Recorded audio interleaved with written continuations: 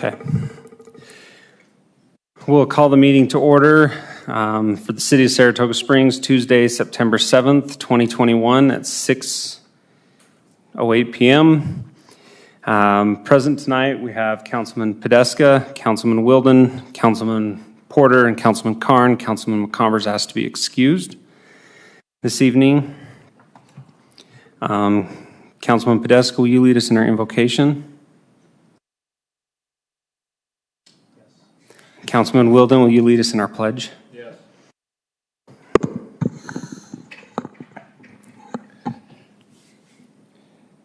Dear Heavenly Father, we thank Thee for this opportunity to meet together as a city and discuss the items that are before us. We pray for Thy guidance and wisdom in the direction of this city and management.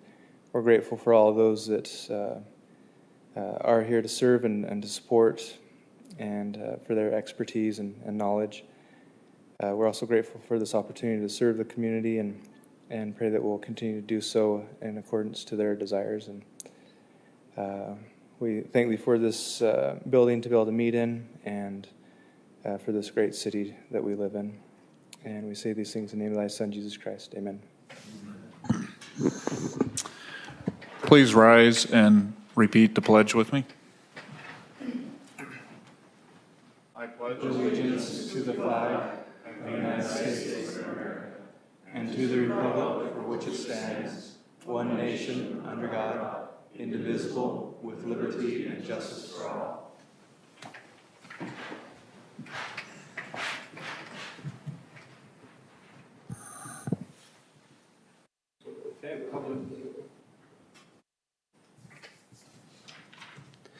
Public input. Time has been set aside for the public to express ideas, concerns, and comments for subject matter not listed on the agenda. If you're here for the public hearings tonight, please hold your comments for that. Please limit your comments to 3 minutes. Please avoid repetitive comments. Is anybody here for public hearing, for public input? If you'd state your name and address for the record. Where do I? The podium, yep. Okay. Rich Burnside, Dalmore Meadows, sorry. Do you want my address? Is that Dalmore Meadows works. Oh, Dalmore Meadows. So I have a few topics I wanted to discuss briefly. One is Dalmore Meadows, the new medical complex that went in just off of Redwood Road and Pioneer Crossing. There are a whole bunch of weeds, 6 feet tall, can't walk on the sidewalks. Please, can you have those addressed? I'm pretty sure that's a city ordinance to have those weeds taken care of. Secondly is at the entrances to Dalmore Meadows, it would be very helpful if some speed bumps or something like that could be installed just to slow down traffic. It might also prevent some of the construction vehicles from driving through the neighborhood. I know that there's a sign posted that says no construction vehicles. We still get them from time to time. Additionally, southbound on Redwood Road, I've heard rumors that there's going to be a concrete barrier that's going to be put in that's right across from Smith's to prevent vehicles from turning north out of Smith's. If that's the case, I think that's great because I almost get in a head-on collision at least a couple of times a week with people turning into the turn lane there. One thing that I see as a problem, though, possibly is that for quite a while until people get used to there being that concrete barrier, I'm guessing cars are going to get trapped in that area, especially around rush hour when I'm coming south and they pull into my lane and they can't go over the concrete barrier. I don't know. It would be nice if there were a sign posted outside of Smith's that said no right-hand turn during these specific hours, maybe put a police officer there or something to pull people over. Then I really like Patriot Park. It's been a great place, really like it. I have a couple suggestions. One is that for the pickleball courts, they're always packed. People love them, people use them. The ground or the surface has been chipped up and corroded and broken up. Can you please have that refinished? Also, once again, I love the area. It's really windy. Can you put up some wind block on the pickleball courts there? Pickleballs are really light. They get blown around easily. If there were some wind barriers, it would be very helpful. Finally, if you do plan on putting in more pickleball courts somewhere in other parts, other parks, please make sure they're maybe north and south as opposed to looking directly into the sun at nighttime and in the morning. Anyway, that's all I had. I have some slides. Do you guys want those? Yeah, if you can give them to Owen. There you go. Here are a few more copies if you want those. Thanks. Thank you. Okay. Anybody else here for public input at this time? Okay. Seeing none, I will close the public input and we'll go to reports. Are there any reports from the council? Councilman Wilden? Not necessarily a report, but more of a request from staff, as long as there's other council members that are supportive of this. One of the things I've noticed over time, it's been more prominent recently, is I'd like us to look at some code of limiting parking of large commercial vehicles in residential zones overnight. I think right now, if they move within 24 hours, they're fine. But in the residential neighborhoods, you have, by design, smaller streets, and if you get a large semi or a cement truck or other things that are part of people's commercial business, it actually creates a hazard. So if that's something we could look at, as long as there's support of at least one other, I would appreciate it. Dave? Yeah, just to let you know, we're actually working on that right now. We had a complaint here a few weeks ago of 3 auto wreckers, not necessarily the ones you tow behind, but the flatbed auto wreckers down by the school being built. And so we're actually looking at that. We've got some draft code actually already written out, but that was my same thought that you had. I just thought the other day, let's just look at maybe banning commercial type vehicles. We'd have to look at what kind of weight, is there where do we want to draw the line with the weight or something like that? But yeah, we're actually looking at that right now. No, that's great. I appreciate it. And I think one thing, just as you're thinking about that, we don't want it to cause a problem for people moving in with like a moving truck for a couple days or something like that. So that's the last thing we'd want to do, is have code enforcement ticketing someone while they're moving in. But I appreciate that. Thanks. Councilman Porter? I was just going to express support as the second person to have us look at that, but it sounds like staff's already got it under control. So, okay. Be interested to talk about it. Any other comments? Anything from administration? Mayor, Council, we do have need of a closed session this evening, so. Okay. We'll move on to the consent items. I'll entertain a motion. I move that we approve the consent items as listed on the agenda. Second. I have a first from Councilman Porter, second from Councilman Carn. Any further discussion? Podeska? Aye. Wilden? Aye. Porter? Aye. Carn? Aye. Motion passes unanimously. We have public hearings tonight. We have public hearing. Our first one is the ordinance vacating the drainage easement. Coon Trust Land, Ordinance 21-34.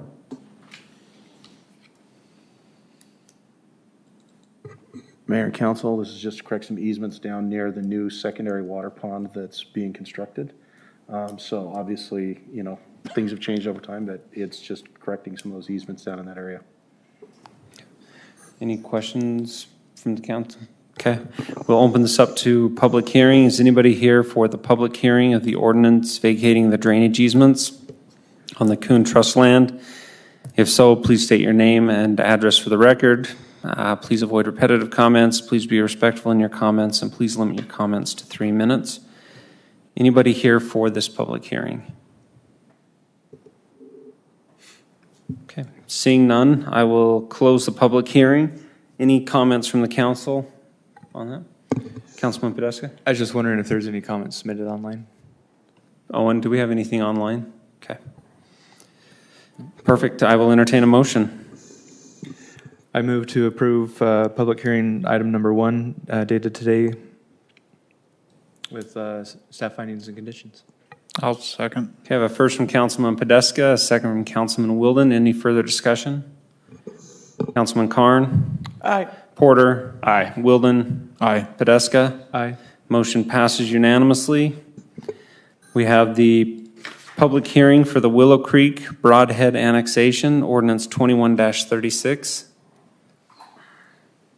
That work?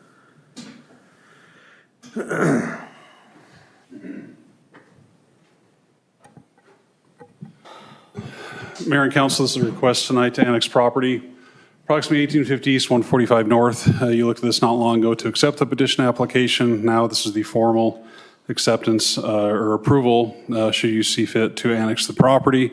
It would then come in under low-density residential in the R110 zone. Here's just the map showing you the existing land use, the general plan on the left and the zone on the right. Staff recommends approval. We don't see any issues with this. That we would do add a condition on the screen here to work out the annexation agreement on the property, and that would have to be signed by both parties before the rezone would become valid. Okay. Mayor? Mark? Dave, is this part of the annexation agreement we have with Lehigh? It is the border. We have an agreement. Cities have agreements between other cities, say where it will annex here. Those are not set in stone. They can overlap. But the north end of this project of the Broadhead annexation would be anything north of here would then go into Lehigh. Okay. Perfect. Any other? Public hearing? Yeah. Okay. We'll open up the public hearing. Okay, is anybody here for the public hearing on the Willow Creek Broadhead Annexation, Ordinance 21-36? Really quick, we have a comment from Kevin. Oh, I can wait till after the public hearing. Okay. Please be respectful in your comments. Please limit your comments to 3 minutes. Please avoid repetitive comments. And please be respectful in your comments. Anybody here for this public hearing?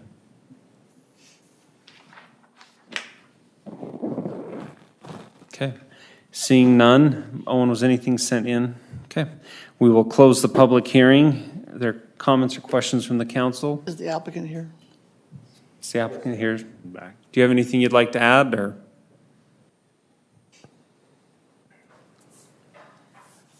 Yeah, I just want to thank the council and the staff who've been really good to work with.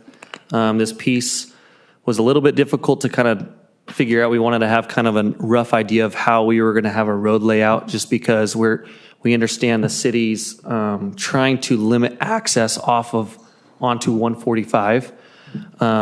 But with we were held to really not a lot of options, but worked out with staff to possibly do just a private road to kind of help with that. And we've been working with the fire chief as well to kind of look at what we could do, because it's really deep. So we've been working with him. So I just want to thank your staff. You guys have been really good to work with. So thank you. And Mayor, what I was going to comment on earlier was just we recently did a development agreement with the same developer. And so the development agreement that I would propose would basically mirror that same agreement, if the applicants are agreeable with that. Okay. And we can wrap that up. We can call it a development agreement or an annexation and development agreement with the same terms as that last agreement.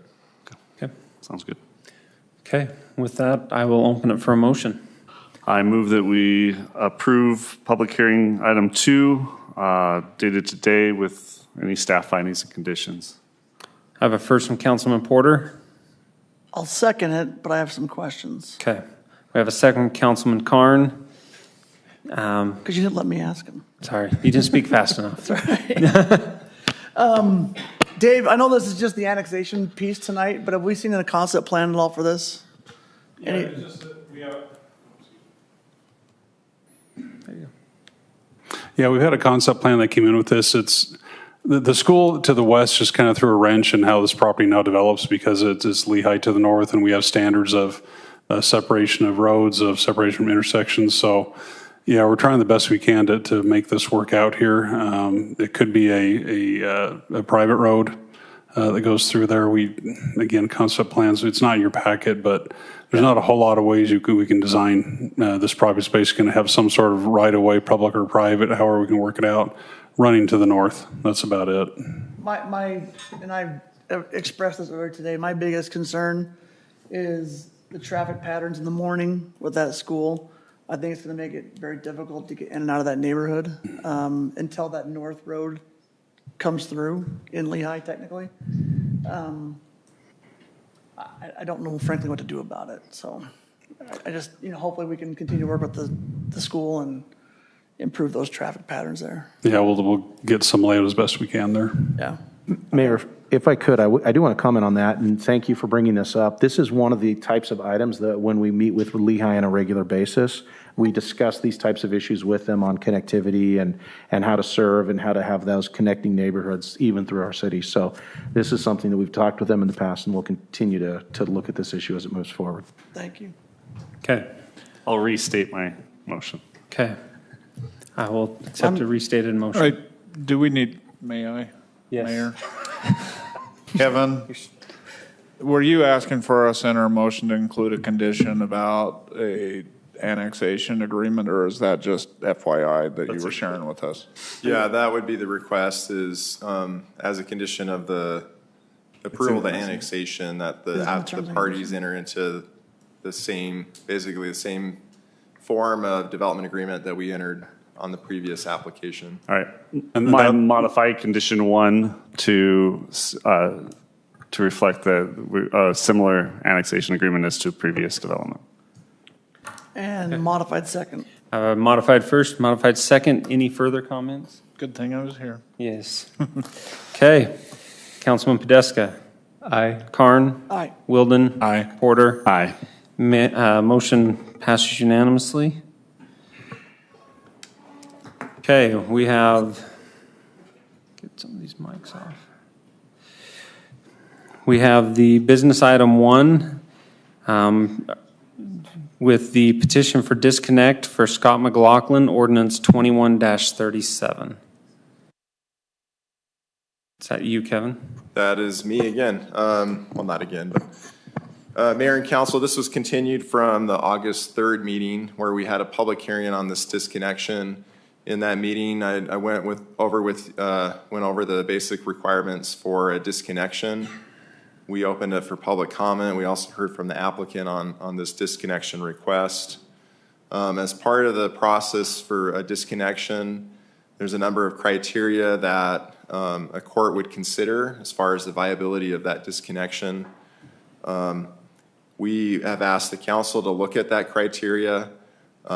You had requested that this item be tabled until staff could get back on some findings about the viability of this disconnection. After a public hearing is had on the disconnection, council is required to take action within 45 days. Today would be about 34 days from that time, so you still have some time to make that decision if you choose. We rescheduled it today for action if the council so chooses. You would have until September 17th to make a decision on this disconnection request. In your packet, you have some proposed findings of fact and conclusions of law that go through the analysis of the statute, which is Utah Code Section 10-2-502.7. And if you choose to adopt those, if you choose to deny the disconnection request, that's staff's request that you consider those findings of fact and conclusions of law. If you choose to deny it, we've also drafted a proposed ordinance. If you choose to approve the disconnection request, we have also a draft ordinance approving this disconnection request. This is a legislative decision at this time that you have discretion on. However, since the court would be, if you decide to deny the disconnection request and it's challenged in court, the court would look at the factors that we've analyzed in that section of code that are contained in those findings of fact and conclusions of law. So we'd ask that you adopt those as well if you choose to deny the disconnection request. Also in the packet are 2 reports, one from Hansen, Allen & Luce, which is our engineering firm that we hired to analyze the financial impact on our current utility system and future system and capital improvements that are planned for this property and have also been, the city's made significant investment in. There's a table at the bottom of that report that discusses the financial impact on the city of this disconnection. There's another report from Zions Bank that discusses the loss in in tax revenue that would occur because of this disconnection request. And based on those impacts, staff is recommending denial of this disconnection request. But of course, that's up for the council to decide within your legislative discretion. So if you have any questions, I'm happy to answer those. I do want to point one thing out there. The staff report was, or the findings was produced by Hanson, Allen and Luce, and Bone and Collins, who jointly pulled the information together on our various systems. So These were done third party? Third party, so you had 3 different firms that were looking at different aspects of our systems. Okay. Yeah, the Hanson, Allen, Luce report looked at our utility system and the investment the city's already made in that, as well as investment in the future. And the Zions Bank report looked more at just the impact on the city from a tax revenue standpoint. So yeah, Mark is correct. And if you notice in the findings of fact and conclusions of law, that was drafted by staff, but we've included as an attachment to those findings the report from Hanson, Allen and Luce and Zions Bank. And Bone and Collins. Hanson, Allen, Luce, and Bone and Collins worked together on that report. Okay. Yes, correct. My apologies. That's correct. It is. Yeah, it says at the beginning and the top of the memorandum. So Mark is correct. Councilman Porter? Just before we get into discussing the issue at hand, I noticed that several of the exhibits are labeled the same. There's 2 Exhibit Cs, 2 Exhibit Ds. In some cases, the same Exhibit C is in support and in opposition to the annexation, depending on which Exhibit C you're looking at. Given that some of the exhibits are, we're going to have to designate which ordinance, since there's the 2 draft ordinances. Is there a way to clarify? Okay, so to clarify that, if you look at the staff report has exhibits, and one of those exhibits is the findings of fact and conclusions of law, and there's 4 exhibits to that. So if I were to do it again, I would have labeled the first exhibits 1, 2, 3, and 4, and then the second set A, B, C, D. But I didn't have time to do that. So we got these reports fairly late last week, and we put this together as quickly as we if we adopt the findings of fact, that then adopts the child exhibits. There's no we didn't do any findings if you approve it. Okay. There would be really no challenge. No one would have standing to challenge that decision. Okay. Having cleared that up, I guess I'll get into the topic at hand.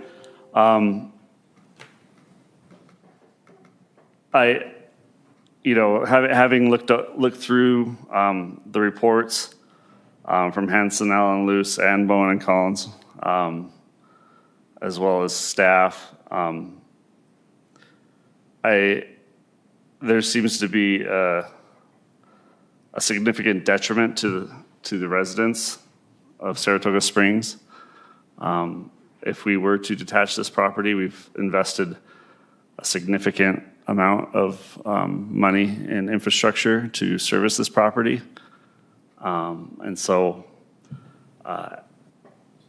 based on the information that's presented in the packet and these variety of exhibits, I would just encourage my fellow council members to take into account the amount of money that we've invested to service this area of the city, since it currently is part of the city. I don't see how we can simply throw that away and then pass that cost on to the current residents. So. Councilman Wilden? I'd just like to say I really do appreciate the recommendation whenever it was that we table this, because I think we all like to make fact-based decisions. And I really appreciate the fact that, you know, because of the potential impact of the city and or the landowner, that we got third parties. I was, in my mind, thinking that we would just do it internally, but I'm pleased or very happy that we went out and got third-party consultants that didn't really have a leaning one way or another, because they were going to get paid for their study one way or another. So anyway, thank you for the time and effort and laying out a well put together packet so that we can make a decision what's best for the city overall. Okay. Councilman Podeska? I want to second those, what's been said already. I think the main thing that comes to mind is that, you know, we're elected by the citizens to be fiscally responsible. You know, seeing this report of the amount that would be put back on their shoulders by losing that to that property and the expenses that have already been put in, and then also just future of what the plan is for that. And so, for the reasons that have already been stated, I second those as well. Okay. Councilman Carn? No need to repeat. Okay.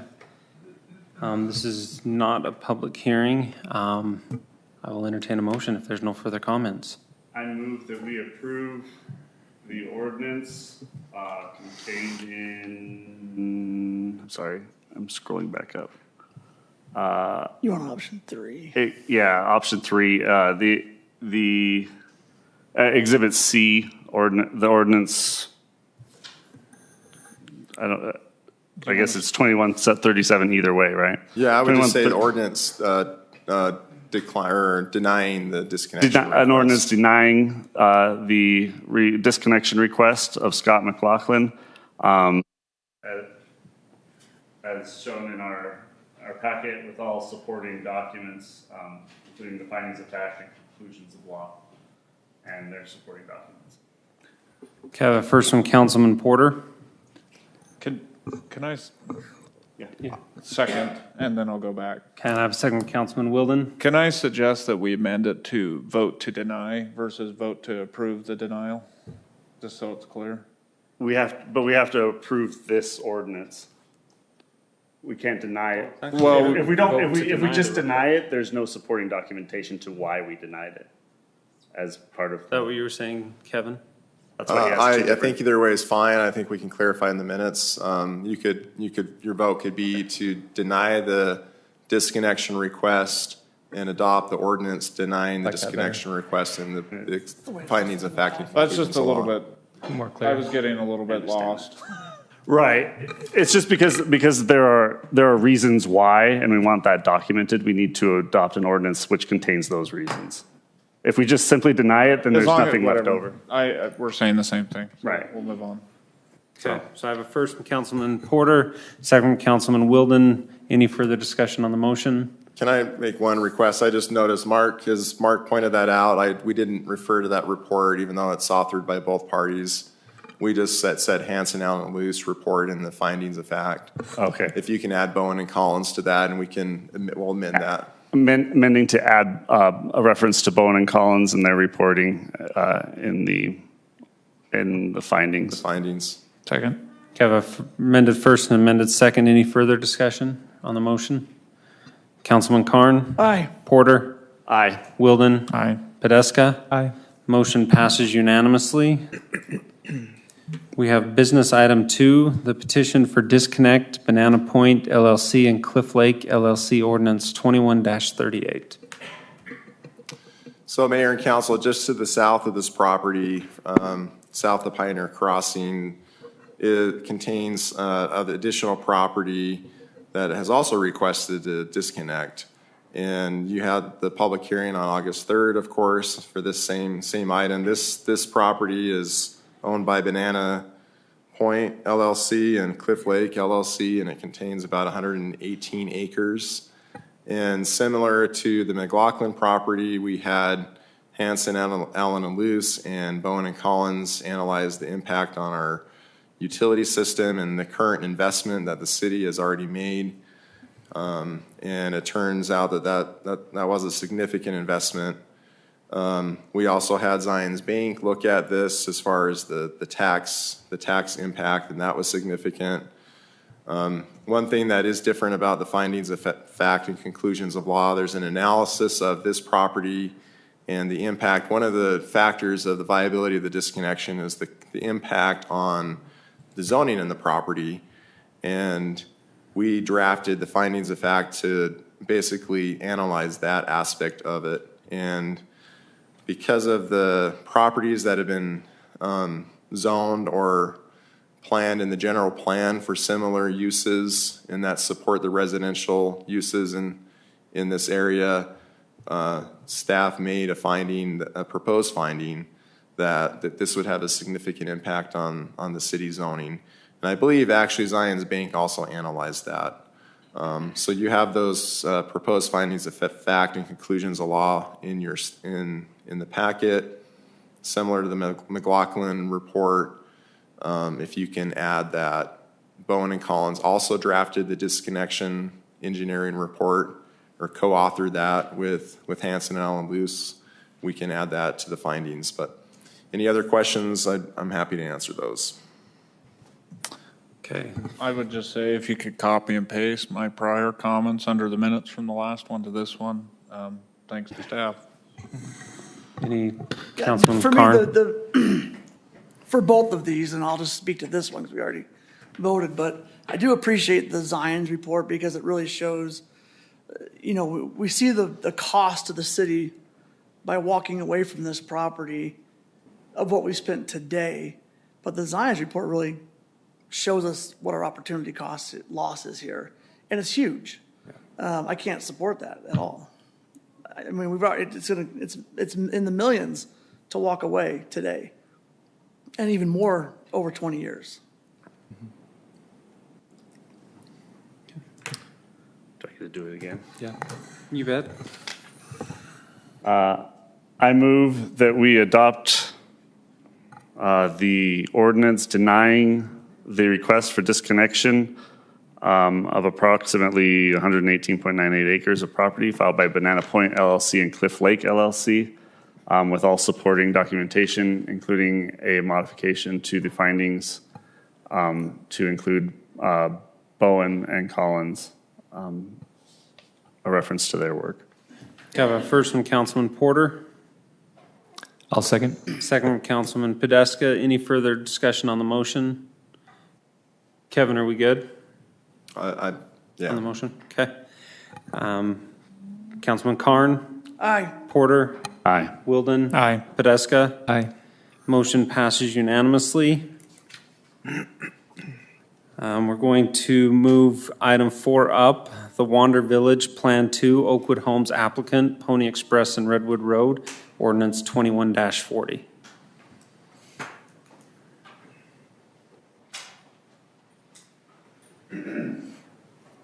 Mayor and Council, this is a continuation of the Oakwood Homes project.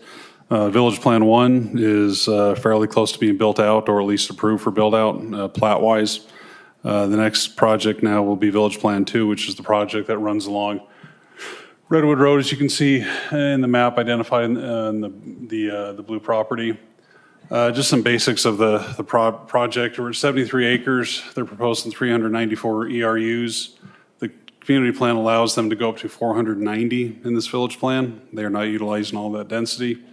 And the open space is 9.6 acres, while the community plan requires it to be 7 to 10 acres. There are also 2 locations for meeting houses and some commercial property. Basic lot configuration of the single family, the cluster, and the townhome, basically mirroring what they've done in Village Plan 1. Landscaping, the plan, the park plan, the pedestrian plan, great pedestrian access throughout the project, and the connection to trails and the perimeter of the project. The Planning Commission recommends approval with the findings and conditions, and just throw it in there, staff does also recommend approval as well. The applicant is here. If you have any questions, he can come up to the table and address any questions you may have. Would the applicant like to talk before the council discuss, to add anything to it? I think David covered it well, but we're happy to answer questions if you guys have questions. Yeah, if you want to come up in case there's questions. Sorry, if you want to come up to the applicant table there. Sure. There are some materials in the packet, and we had spoken to, I believe our contact spoke. I'm Dan Dancy, by the way, attorney for the applicant. Thanks for your time this afternoon and getting this on the agenda. I know there's some recommendations, some condition recommendations, and it looks like the document in the packet didn't get updated with all the modifications that the applicant and the staff had agreed to. And I think we talked to Mr. Lappin, and he said he was going to get that to the council. I don't know if that happened, Kevin. Yeah, I haven't heard from Tierney, but Mr. Danzy did talk to me earlier. Apparently there has been some last minute changes that Jeremy's agreed to. There was a engineer report update that was sent out an hour ago. Yeah, So if we want to. So, yeah. I got it. Yeah. No, it's in there. It's the one we got. That's the one we got. Yeah. Okay. Oh, So Jeremy, I guess, has agreed to those changes. So, and just to be clear, Jeremy and I met with Wander with planners last week, and there was some wordsmithing that we did do, and I have not had a chance to look at that document, but if that document contains that language, then that is the minor changes that we had agreed to. And just a quick look, it looks like that is the language that we have. So if you see the report that's titled Updated Engineer Report, that is the language that was agreed to in that meeting. Okay. So does that update the September 1st village plan that they resubmitted to us with the final corrections? Because that is in the packet now. It's Exhibit 1. Were there changes that came after that date? This is just So, engineering. about an hour ago. Again, about an hour ago. So again, the language, if you want to pull that document up, it is in the packet. It really doesn't change a whole lot. All it does is clarify really the requirements. For example, obtain a permit from UDOT. All of that is the same as what it was, if required by UDOT, as opposed to as required or as determined by UDOT. So just a couple wordsmith things. We wanted to be clear that, there's this deletion of the word trail in one of the paragraphs. And then basically there was the most substantive portion of it is a line that's added that says improvements beyond the half-width pavement, parenthesis, in excess of 26-foot curb gutter on the north side of sidewalk, on the north side, parenthesis, are eligible for reimbursement. The reason being is the thought was 400 north would be straddling that property line, and so we were trying to make it clear that our expectation wasn't that they built the entire full width, but we need to engineer it, we need to review it, but it really is just that one line change, and other than that, there's just some small word changes that we had felt more clearly articulated what the expectations were. Again, it is late notice, our apologies that it got to you so late. If that's something that you're concerned about, again, that's the totality of really the changes. And, we felt that those were important wordsmith things last week that we met with and discussed with them. So you just want us to adopt this instead of, Yes. to replace the conditions that are currently in the report with Yep, these ones? the current engineering report. The one thing I wanted to just ask a clarification on, and Jeremy's not here, but typically our standard for half-width improvements includes the curb and gutter on both sides because of storm drainage issues. So it only says curb and gutter on the north side. It should say curb and gutter on It both actually sides. shouldn't. And part of that is because there's an open channel ditch that would be on the Okay. north side of that road.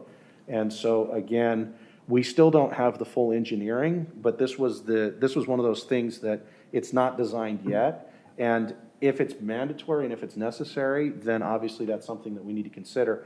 However, if you think about it, all of the water in 400 North is actually in a 54-inch pipe that goes to Redwood Road, and then it bubbles up. And then the master plan showed that project as being a open channel going out to Jordan River at that point.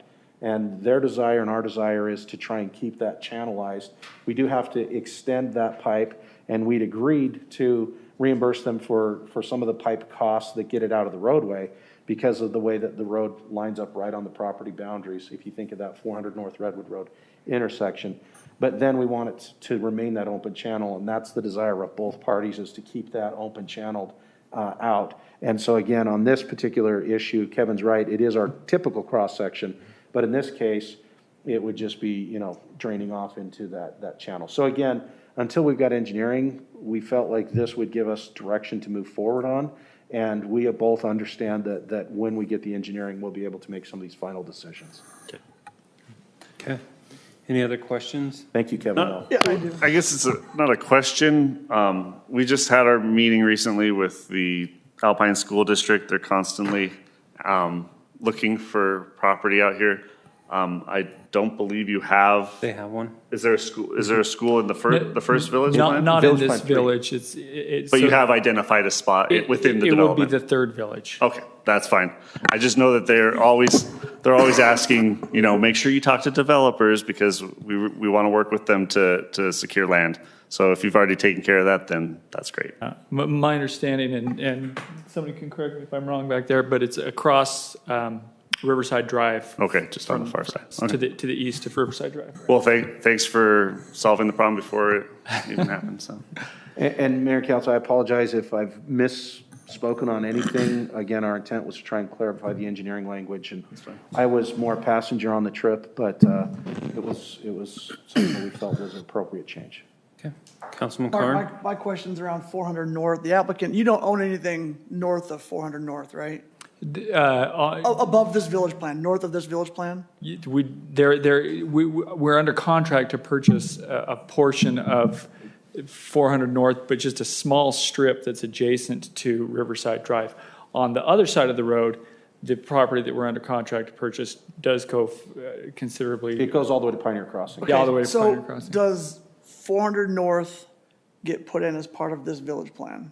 Yes. The full width of it? Yes, so the full width, the part of this was, if they're not responsible for the full width, would the city reimburse them for potentially some of the half width? And so again, we're trying to clarify that, and so we're trying to determine, you know, but it is a upsized road, it's not a local road, so it wouldn't be probably a full width that they would be responsible for. We're trying to be proportionately fair with what we're trying to do. Right.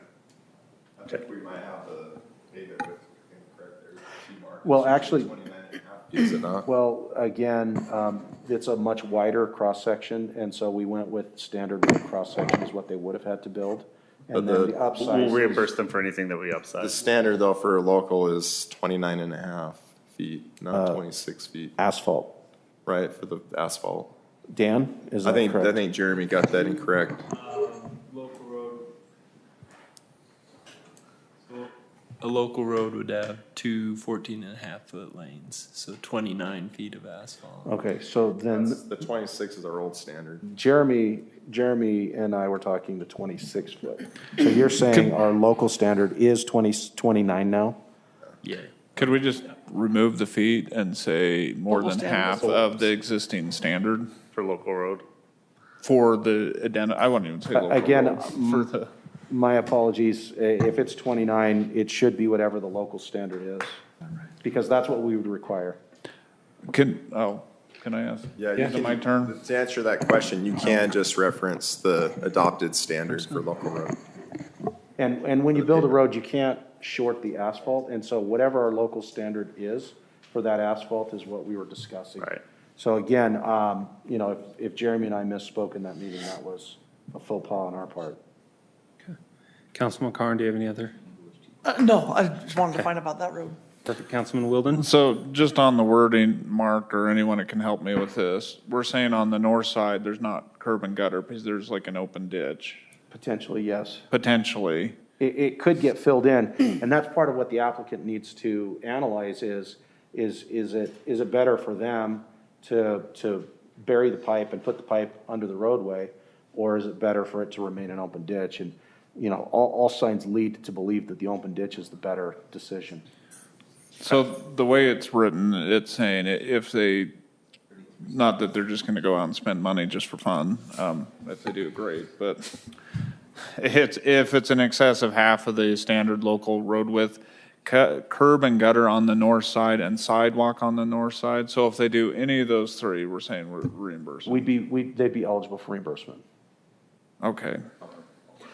Dan, do you know, was the 26-foot asphalt cross-section, was that?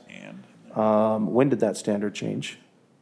When did that what? Standard change? On the north side. It's been about 3 years, I think. It's when we went from a 56-foot local road to a 59-foot. Did that predate their community plan or not? What was that? Does that predate their community plan or not? I believe it does, Mark. Yes. Yeah. I think so. It's Just for the sake of, shortly after I moved into my home. So it really is up to the applicant now, and I apologize to them and to you if it should have been 29, and we mistook that and we didn't appropriately state that. And if they're not comfortable with that correction, then we can certainly table this for another discussion. if you reference the local road standard, then the community plan provides a different standard that would, the 26-foot standard would apply, if that makes sense. Okay. You just reference local road standard, that would be fine. Do you have any comments to add to this? No, not on this issue. So in this, I think the language change would be any pavement in excess of the local width standard, replacing the 26, comma, and then curb gutter north side. Mark, would it make sense to say in excess of the half-width local road standard? So the standard is you have to build all the asphalt. And so whatever that standard is what that needs to be. It already says half width in the language. It's beyond the half-width. It's just outside the parentheses there.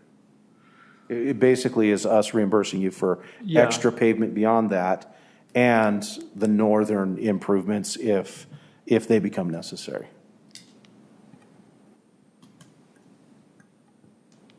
But I guess my question is, if you're telling me that the local width, in excess of the local width, so basically what I'm trying to make sure that I understand is, we're going to build the half width on our dime. Mm-hmm. And then anything above that is eligible for reimbursement. The pavement section, though, is a requirement of that. And so that's what, again, that's what I think the debate is if our local standard that your vesting took place under was 29 feet of asphalt, and Jeremy and I misspoke, that's the correction that I think we're hearing tonight, is they want that to read the 29-foot or that local asphalt cross-section, unless there is a pavement cross-section that you adopted that is different than that in your community plan.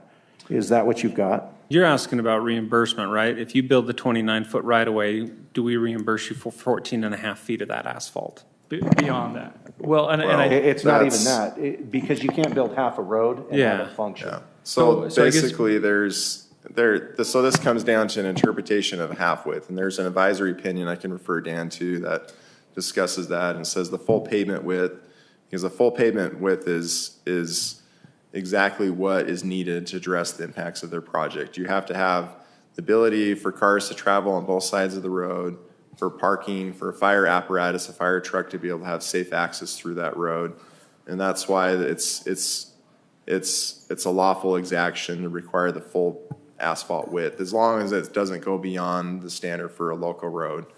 We reimburse for anytime they go from local to collector, or in some unusual circumstances they go from local to arterial road. So generally the half width refers to the pavement, but then it's saying you don't have to put the curb and gutter on the far side. Well, yeah, we curb, gutter, sidewalk, all that stuff. Right. So I speaking with the folks who actually know the data and the information about that, it looks like our plans call for 29 feet. Okay. So why don't we just change 26 to 29? Perfect. And then I think that resolves any ambiguity. Perfect. Okay. Let me real quick, in the community plan, the collector roadway identified for 400 north, 400 south would be a 77-foot right-of-way. And we're only requiring them to build the local road half width. Yeah, if we build any more than that, then it's. Then on us. we reimburse them. Right. And Okay. so you're good with changing the 26 to 29 then? Yeah. Yes. Okay, sorry. Thank you. Sorry for our faux A pas. lot for that. Yeah, we got there. It's a good thing they were here. Okay, if there's no other questions from the council, I will entertain a motion. I'll move that we approve business item 4, including all staff findings and conditions, the recently submitted engineering conditions, modifying condition 1C, removing 26 foot to 29 foot. I'll second. Okay, I have a first from Councilman Wilden, a second from Councilman Carn. Any further discussion? Councilman Carn? Aye. Porter? Aye. Kadeska? Aye. Wilden? Aye. Motion passes unanimously. Thank you. Thank you for your time. We appreciate it. Build 400 north. Talk about 3 feet. Right. I have a question for him before we get going. I have a question for him before we get going on Okay. item 3. Were you able to find an answer, Kevin? Yes. Yeah, so, basically that development, should I talk about it during this item or? Yeah, we can Oh, talk. okay. It doesn't We'll talk- cover it. We'll talk later. Okay. Perfect, okay. Dave? Mayor and council, state code has mandated that cities, we all know, adopt an accessory apartment ordinance. State code calls it an IADU, an internal accessory dwelling unit. The code you have in your packet suffices or complies with what state code is requiring. One thing you may want to look at, well, first off, also the map that was just handed out to you tonight. As you know, or as the state code is written, we can identify up to 25% of the residential area to be excluded from the IADU ordinance, where they would not be permitted within that 25% area. We reached out to the various homeowners associations. Some responded back, some didn't.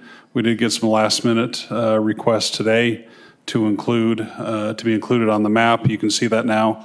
Fox Hollow was the one I believe that came in today, as well as there's a second one, wasn't there, Ken? Legacy Farms as well. So those have been identified on your map. From our calculations, we're just at about 24% as far as the residential area. Now, what can happen tonight? By state code, we need to have this adopted by October 1st. So you could choose to act on this tonight. You could have it open for discussion between the council. I know Councilmember McComber is not here tonight. I don't know his thoughts on this or if anything was passed on to others. We could discuss it tonight. We could, maybe look at, some of the standards, things you may want to change. We could then bring it back for formal approval in 2 weeks. If you see that would be the best option to do this. But bottom line is we would have to have this done by October 1st. If we want to include that 25%. If we don't have it adopted by October 1st, then we cannot do the 25%. It would be citywide, where we would have to permit accessory apartments. So with that said, with the standards that you have in the code, are there any points that you'd like to discuss or any issues to bring up to everybody here? Yeah, Dave, I just want to verify that all the areas that have responded, that they want to restrict accessory dwelling units, those are communities that previously had it in their written CC&Rs? They may have. Ken may have to speak. Ken drafted the letter and sent that out. Most of the correspondence says, hey, we want to be excluded, actually came to Ken. But I do know, and Kevin can correct me if I'm wrong, state code pretty much trumps any of the CC&Rs that are written. So what I'm getting at here is I want to make sure we're not putting new restrictions on people who bought a house thinking that they could do this, and now they're being told they couldn't do it. Do you know any of those, Ken, of the ones that are saying no if they have them in their CC&Rs? My understanding is, and we didn't get specifically into that question, but that they were representing the wishes of their board and following what their current CC&Rs require. So, but whether we haven't looked at all of the CCNRs to, you know. But these are essentially all HOAs areas, correct? And so we're working with their closest elected officials, their boards. Right. Representing those communities. Right. Okay.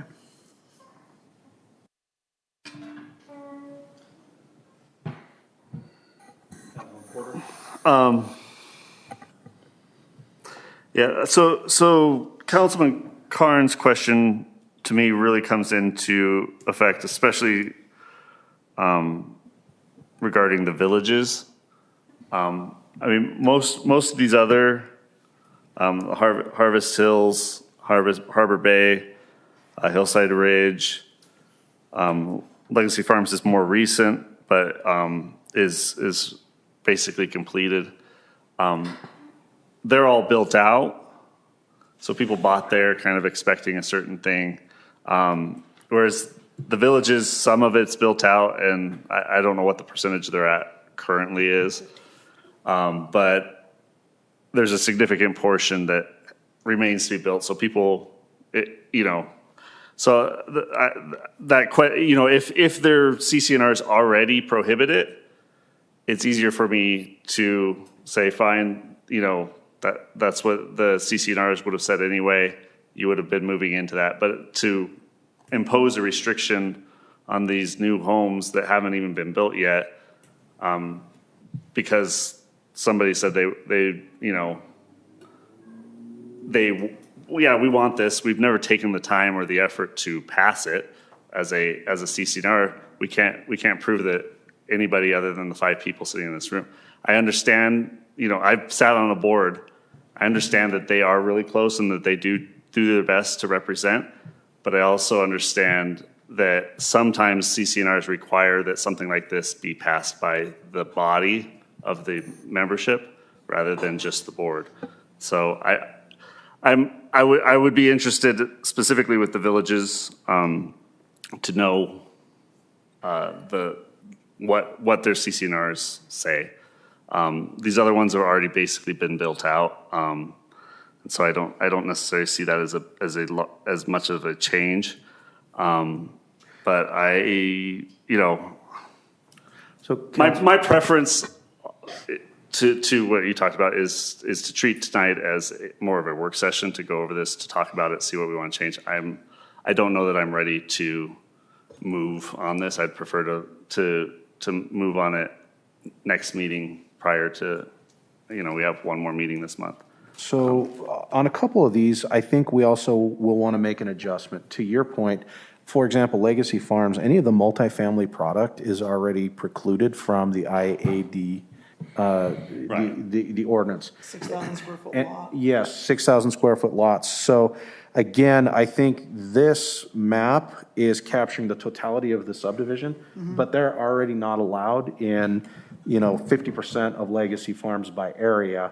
By density, it would be a lot different number. So I think that we need to polish that number. I think for the village, you bring up an excellent point.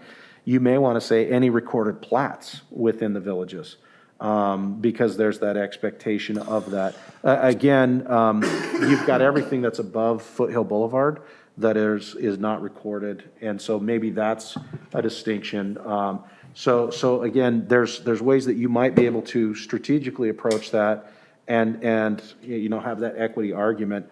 And I think the question was raised, and I think this is something Kevin's going to lean back to. What do you do with all of the homes that are not part of a homeowners association?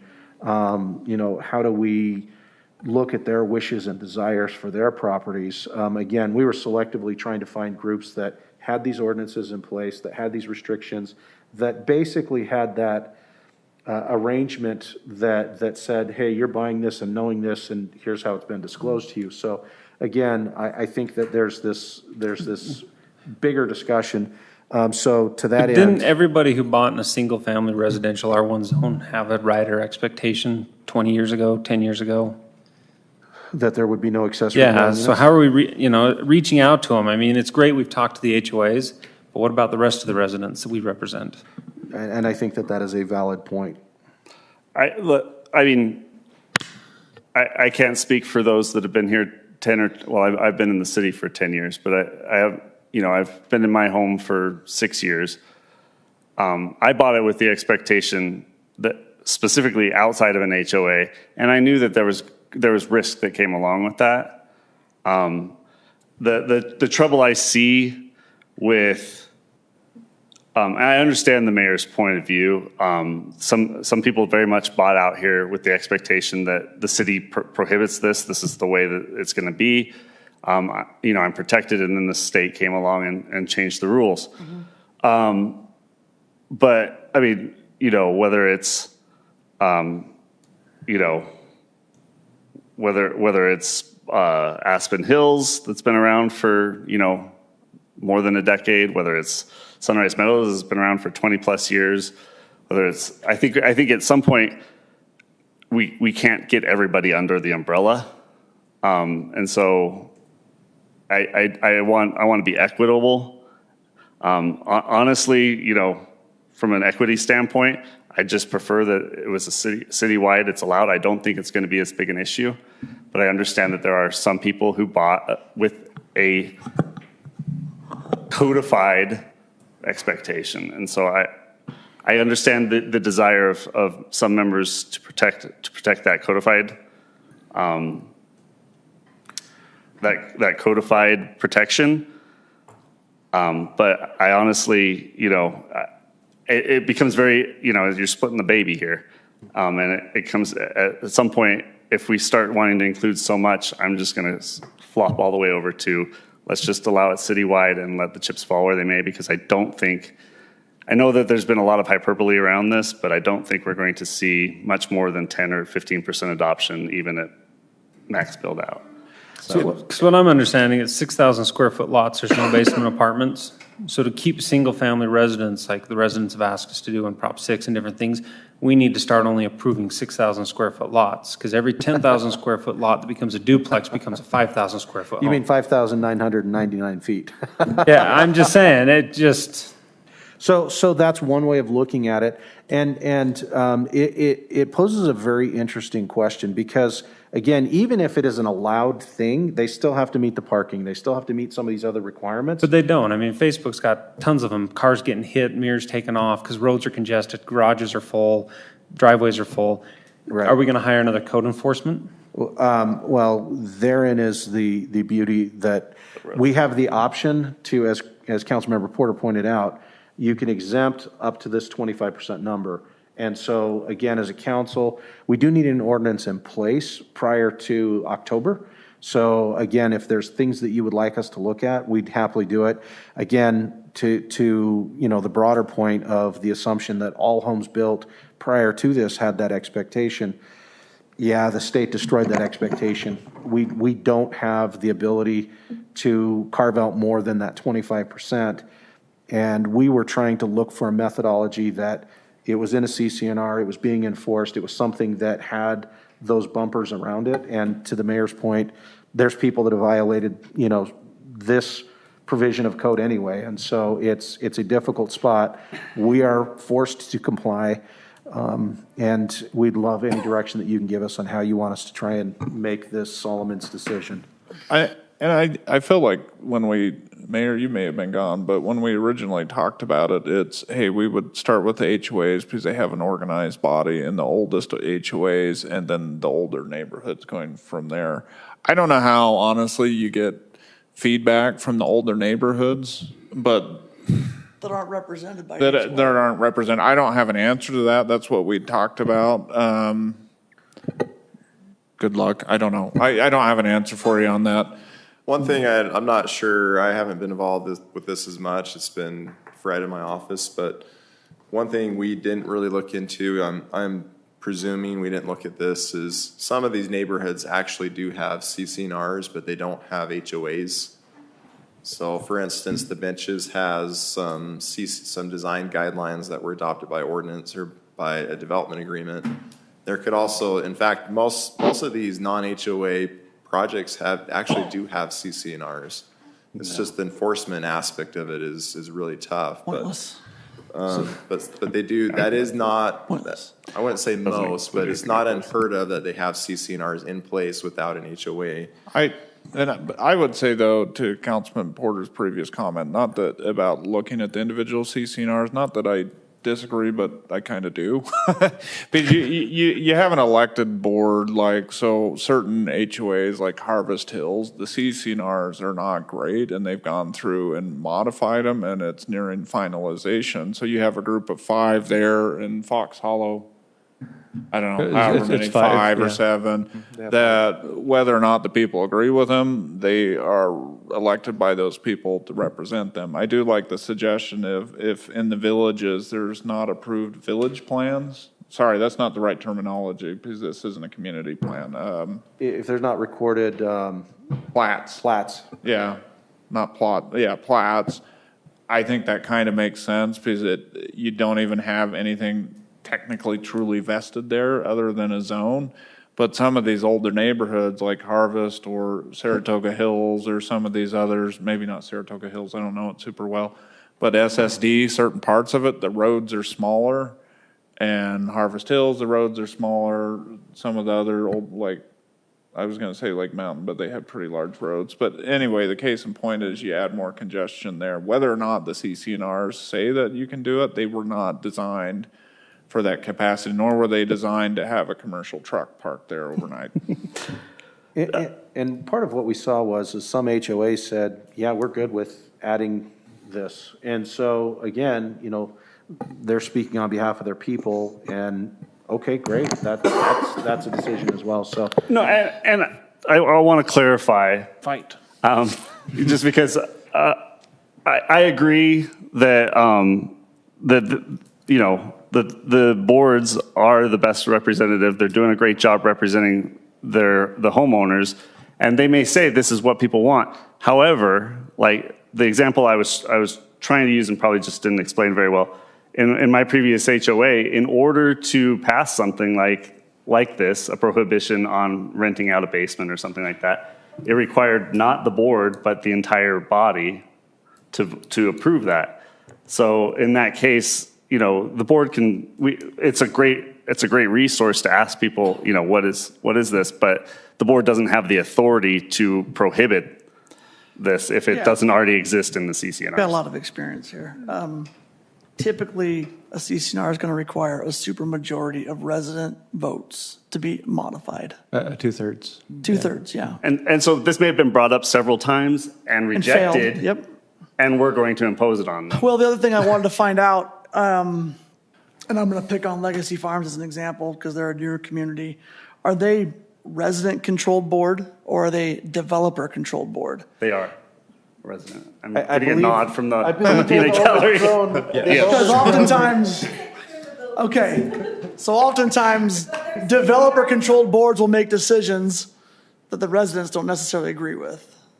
So, but you said the current CCNRs do not restrict it? The current CCNRs for Legacy Farms and for North Shore defer to the city code on this issue. They're not allowed nightly rentals and those kinds of things. So to modify, like you said, it would. So we would be modifying their CCNRs for them. So no. So did Legacy Farms HOA make that request? The representative or the manager, HOA manager, said we would like to request this to be an exempt. And they're representing their board. I would assume in that decision. Yeah. So and Mark's point's right. I mean, if we've included in that 24% half of Legacy Farms, that is not 6,001 square feet. Yeah. Same with the villages. They've got multifamily in there. Yeah. Right. So those lots would be precluded from the count. SSD's got stuff that would qualify. Right. This map can be larger. Yeah, to that point, if we exclude those, it'll drop the percentage. However, state code just says that's zoned primarily for residential. It doesn't make a distinction of that 25% if any of it is more than single-family dwellings. So theoretically, you could still include all of that property because Legacy Farms is zoned residential. That's the term the state code uses. doesn't break it down further than that. No, but I think the point is if they would be precluded anyway, we don't want to eat up the land mass Right. and the percentages Right. on places that would already be excluded from that This discussion. land mass says 24. If it's really 18, and we could come back and then there's- include more area. So there is one other point that I want to point out on Legacy Farms. On Legacy Farms, they were given the alternative, I believe, to include ADUs as part of their code, and they elected not to do that when they created their community plan. Now, Chriselle, I don't want to misspeak on that, but wasn't that a discussion that we'd had early on? Or did that, somebody else. Did that come later in their discussion process? We were not allowed to have ADUs. You were not allowed to have them, and that predated your, okay. That sounds familiar, but again, that's, All over ADUs. right. So again, that was not an entitlement that was built into it, and I think it was an option that they had, and they chose not to build that into the Legacy So Farms. what I heard is we need to throw North Shore into this list too. So I'd like to comment on some of those questions regarding the villages. So I have their CCNRs pulled up, and it does say no unit shall be improved except for one dwelling unit. And so they don't specifically have anything that addresses ADUs in their CCNRs.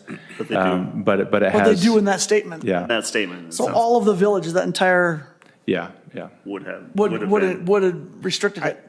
And if they didn't, though, it's like saying, hey, the city doesn't allow it, so we're really not going to allow it. So, I mean, most CCNRs aren't going to contemplate reinforcing if they're drafted well, although that would be a detriment in this place. Well, CCNRs can be more restrictive than city code. They can't be less. Right. But if the city code says X, which it wasn't allowed, like I would imagine most CCNRs are not going to contemplate something that already isn't allowed. Sure. I want to make sure that, can I ask a question? We're just talking about a one-time exemption. If someone like in Harbor Bay, Mark's neighborhood, they were exempted, say, hey, they're in the 25%. Sorry, Mark, you're Pelican Bay, aren't you? I shouldn't No, say Harbor. that. Harbor. If they came back and said, hey, we really want this, we have a super majority, we want to get out of the exemption, could we do that later on? I would think so. So The code allows. we can't get them back in, but we can get them out. There's a provision It's a that one-way allows door. the map to be updated that would then adjust for that. So we can get people out, we just can't get them back in later. No, because once we pass, I mean, you can't allow it and then come back later and say no. There's a lot of Right. old neighborhoods. But I Like mean, a vested if- right at that point, isn't it? right, yeah. But I mean, if there was though a neighborhood that was upset, we really want ADUs, we could go and remove them from that exemption later on. Yes. But the only way to add additional neighborhoods to this is if we do it before October 1st. Right. So one of the criteria that we had discussed previously was the age of the subdivision, and that was a criteria. Now, again, if you would like us to go back and look at this through another lens, my question would be, how specific do you want us to go back? Do you want us to go back to all CCNRs that have been recorded? And if so, we start at the beginning, and if there is a provision, and even a wide provision, as Ryan suggested, it would be the oldest subdivisions that would get those entitlements, even though they may or may not, we don't know, but even though they may or may not have a preference for that. So my question is whatever decision you want to give us, just help us to know how you would like us to try and implement that. I was just talking with the mayor, and so I'll put it on the record how I feel. I think we need to pick a metric, whether it's HOAs that currently prohibit it, whether it's HOAs, whether it's the age of the home, whatever it is. We need to pick a metric and stick with it. I want to not get in the business of, well, I live near Sunrise Meadows, so I'm gonna get Sunrise Meadows exempted, or I live near, this subdivision, and I want to get away from picking and choosing, and I want to say we have a standard. This is the standard. We go up to 25%, and once we hit 25%, that standard is exhausted, and that's who gets in. I don't want it to be you know, I don't want us picking winners and losers. I know when this first came out, that was kind of, to Mark's point, that was kind of what I had come up with. Well, what do we pick? My first thought was, let's go with the subdivisions that were approved in the county first and work our way up. You know, that's obviously one way it can be done. And I don't know, I mean, we need to come up with a metric, but I just don't want it to become well, we're going to do all the HOAs and then we're going to start, you know, at the oldest one forward. It just needs to be one or the other. We need to pick a criteria and go by that, is my personal opinion. Right, and then that's what we'll look for direction from you tonight, because obviously we've got to have something back to you for 2 weeks. Packets go out in a week, so we have a week, 8 days maybe, to work on this to get it back to you.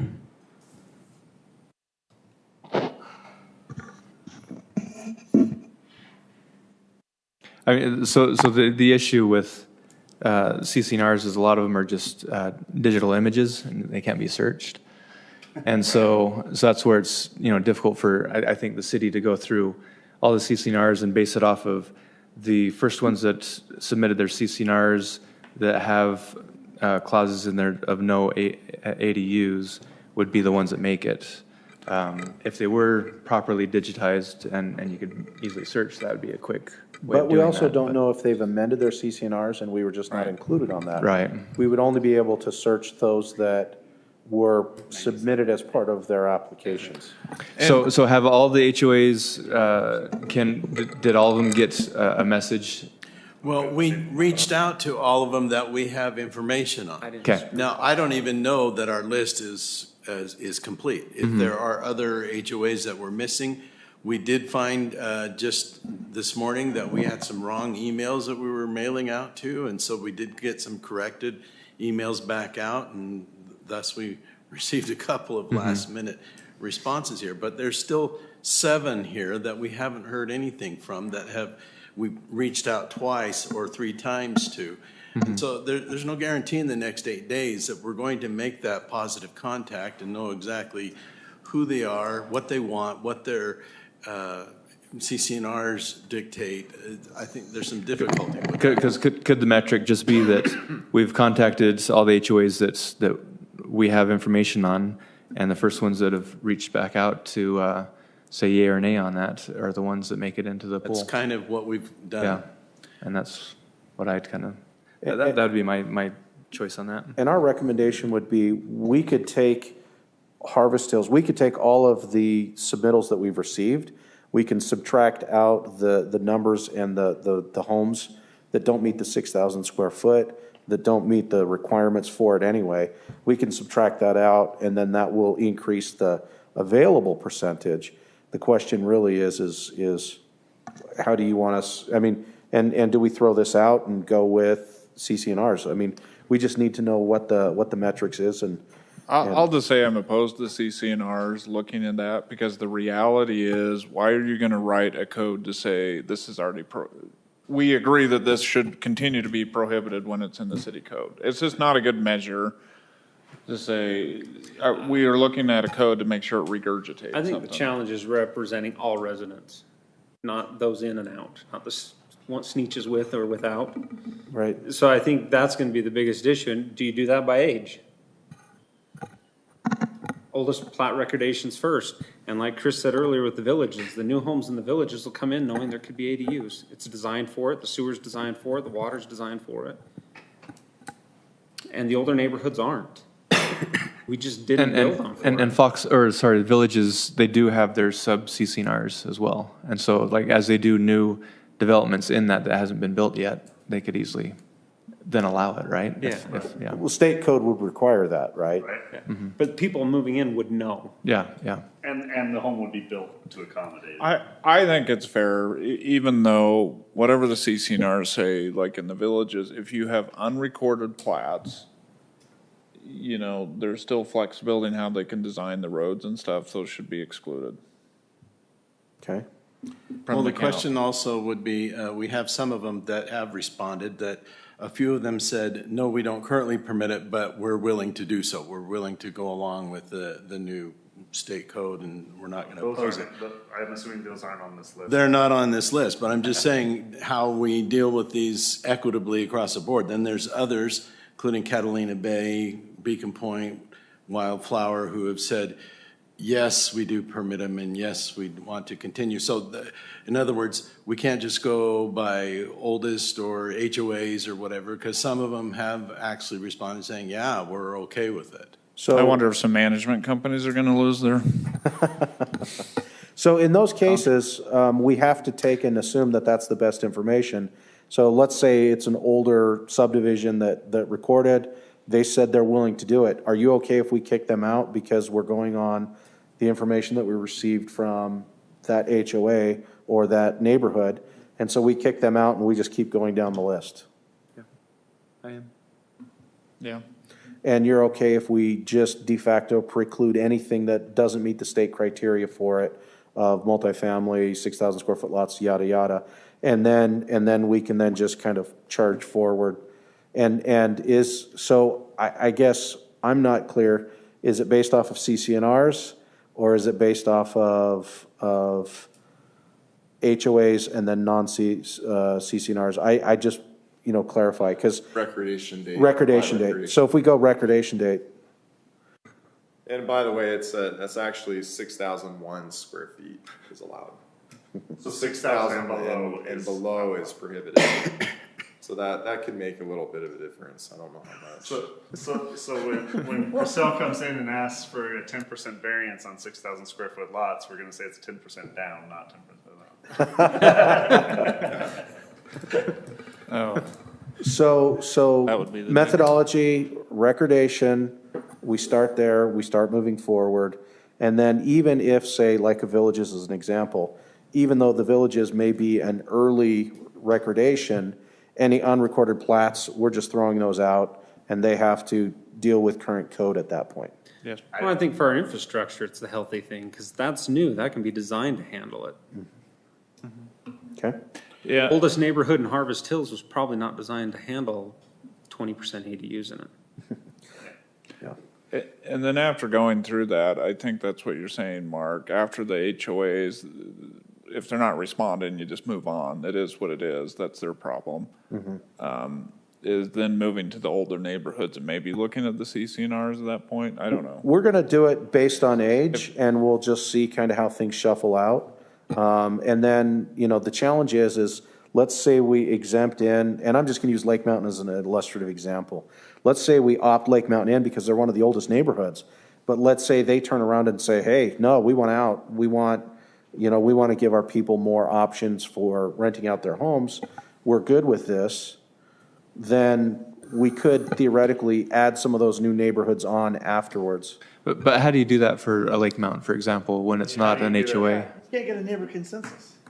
Well, otherwise, we're just going to deny them based on CCNRs that they may or may not be following or enforcing. You can't Well, look Lake for. Mountain's not They're an not an HOA. HOA. You It's can't, not, you can't look for a neighbor consensus unless there's a board representing. but there could be some CCNRs that preclude that. And that's what I was talking about. They usually don't, mine basically say, you can't paint your house neon pink, and that's about it. We technically have CCNRs, even though we don't have an HOA, and it's generally just designed, they're not gonna, they don't speak. I can't imagine why they would speak to whether or not you can have a basement appointment. Again, it's going to be challenging to look at CCNRs because some of them we're going to be able to find, some of them we're not. Right. Some of them may or may not. There's difficulties with that. I would prefer to go by a metric like age or something that that's equitable across the board, as opposed to we couldn't find this, so we're going to assume something. Okay. But We will, Loch Lomond represent, was Loch Lomond an HOA? Loch Lomond, I don't believe I don't think they are an HOA. We're gonna end up with Lake Mountain, Loch Lomond, SSD maybe. Don't they have a park? The difficulty with some of these that we haven't contacted based on our HOA list is we're going to make a determination based on their age, whether or not they should fall into this, and perhaps that wouldn't be their choice if we got down to it. Right, I get that, but the reasoning I hear that I agree with is they have narrower roads, they have smaller infrastructure because it was built a long time ago with this expectation. They weren't expecting to be in a bigger city. We as a city weren't expecting it. Right, so I I agree with you. If I lived in one of these homes, I'd be pretty ticked. But at the same time, you can say, you have small roads because you have old infrastructure, you can't, your neighborhood just simply can't accommodate a 20% increase in. And it hasn't been allowed before. And the reality, though, is if they got enough neighborhood consensus behind what they do, they could come in and get out of it. So I have another question on this. When you say plat recording date, is that typically going to be for an entire neighborhood? And I'm going to use SSD for an example, because it was built in phases. So generally speaking, the CCNRs are recorded, I mean, the first recorded CCNRs would then be the governing document. I would think, but you're right. I mean, you could have different phases. Otherwise, you could have a community, a neighbor, an HOA within the city, that it's allowed here, not allowed here, allowed here, not allowed here. And I don't think we want to do that either. We want to keep some uniformity within neighborhoods. Well, and so again, using villages as an example, there are some whole plats that wouldn't meet the size requirement. Or so there's some whole phases that wouldn't even meet that. So that becomes, taken off the table. It will definitely require some research on our part. But in that case, the HOA has indicated a desire to exempt themselves out. So for us, it would be, okay, which of these plats don't meet the square footage? Okay, that's off the table. The HOA's expressed a desire. We've confined their CCNRs and it says this, and then we move on. We're not going to go through each subplat if they've already suggested that. And then any unrecorded plats just get kind of removed. So I guess this leads me to a follow-on question. Okay, ignoring the HOAs that have CCNRs on the books and that have been maintained and curated, Loch Lomond, Lakeview, or Lake Mountain. I mean, the one I'm thinking of, just because I know Aspen Hills, I know it's not that old, but they have homes that were built 10 years ago and they have homes that were built last year. Right. Because the way it developed. Are we talking about, in the example of Aspen Hills, are we saying all of Aspen Hills is exempted so that it makes it easier for code enforcement? Or are we saying anybody built before 2005 is exempted, and if you built your home across the street from somebody, you can have one? But I'm just trying to understand. We're trying to say, what do their CCNRs say? It needs to be tied to infrastructure, not. Okay, so when the first plat in a development. Aspen Hills is a good example. Aspen Hills Boulevard, heaven forbid we talk about that street again. But it's narrow, right? And if it meets the criteria, I don't know if it would or not. If it meets the criteria, you would need to apply it to all of them. Right. So that's what I'm trying to understand is we're going to go by neighborhoods, not by homes. So this criteria, I mean, I kind of see where the council's going. We'll start early and then start moving forward. If there's ambiguity in the CCNRs, if it doesn't clearly state it, then are you comfortable with us saying, okay, it's out and we just charge ahead? My concern with the older neighborhoods is one representative from the state said, well, the infrastructure is your problem. So it's ours. So, that's why the older neighborhoods that aren't built to handle this, why should we risk taxing everybody to increase infrastructure when we could have done it in a new area properly to begin with? So I think that's equitable citywide for everybody paying taxes or not, or. Yeah.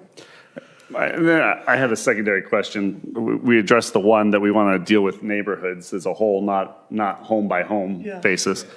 And I should have written it down because now you guys got me sidetracked and I'm thinking about something else. But dang,